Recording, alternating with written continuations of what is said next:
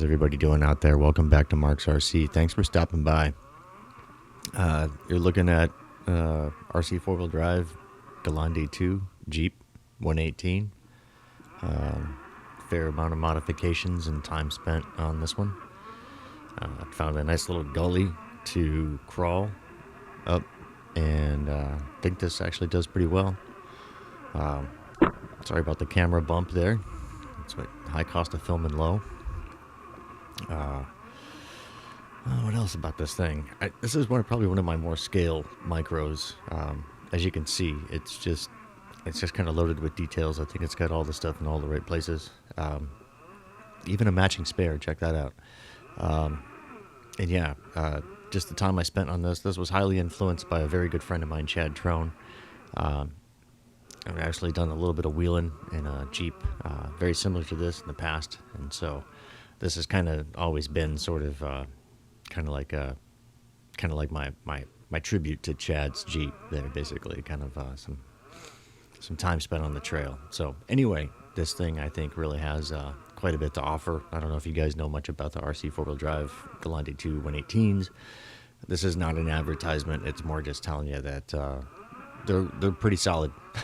They're all metal construction underneath. They cost a little bit more than the average small scale, but I think what you get in the long run is pretty legitimate.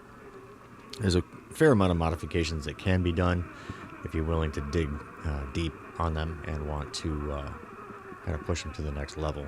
You know, they are kind of stale right out of the box, but I think once you unlock some of that potential of these things, they turn into a really fun little micro crawler, and they're a lot of fun to film. So I'm going to step back and just kind of let the camera roll here, and I'll jump back in a minute.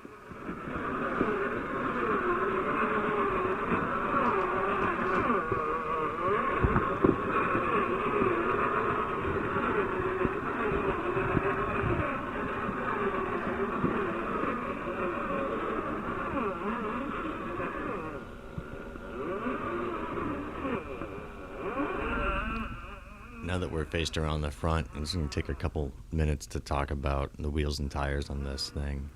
I spent an amazing amount of time, way more time than what most people probably would, trying to get a 118 scale to look just right. But I think the time and the effort that I put in on it really paid off. It's a set of Hobby Plus, like grabber type tires that I think they're like 0.8 or 0.9. And they're stretched over a set of 1-inch RC4WD Drive Beadlocks. And then I used a little bit wider foams, and then I cut some of the height of those down to keep the width, but to kind of give it a little bit of compression. And I think what I ended up with was just a really great looking scale wheel and tire for this build. I think I'll run these on this Jeep for as long as it exists. I couldn't imagine a better set of wheels and tires for the look, performance, height-wise, everything. There's no contact at all in the wheel wells, how I have it set up. The flex and everything is perfect, and no binding in any way. And I think it might have even added a little bit of ground speed because they're considerably larger diameter than what comes stock on them. But just a great setup all around. So anyway, back to the video.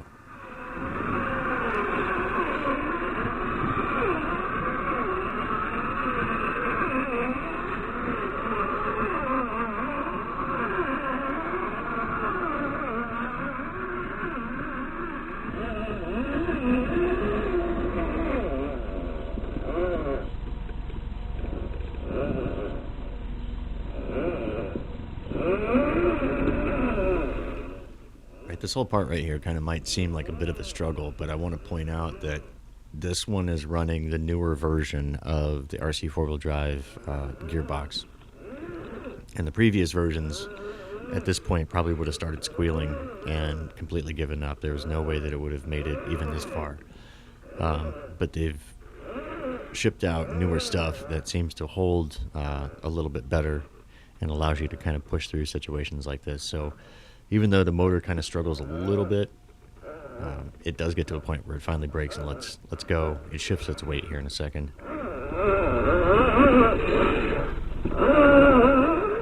And then it just walks right through. You know, I couldn't ask, really, honestly, for the stuff I'm doing with scale videos. I couldn't ask for anything more right there. I thought that looked so good. And that's just because they changed the slip clutch and the transmission in this thing. So totally effective. Definitely. Nice move, RC four-wheel drive.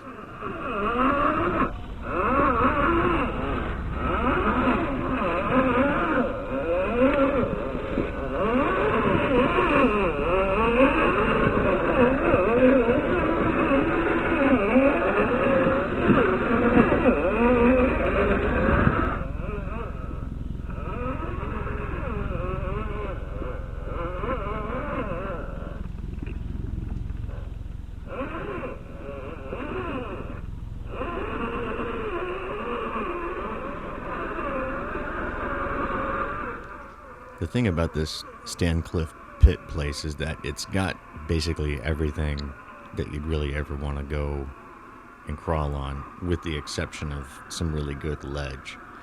And every bit of ledge that there is exposed, it's kind of in dangerous territory because it is an old pit mine that's still probably at its fullest depth. It's about 120 feet deep. I'm on a spot that's already been filled in because they're basically filling it back in and they're going to cap it. So I'm just kind of making use of this territory while I can. So at any rate, thanks for watching and thanks for being here. Again, please feel free to hit that like and subscribe and ring that notification bell if you want to see more content like this. But until the next time, thanks.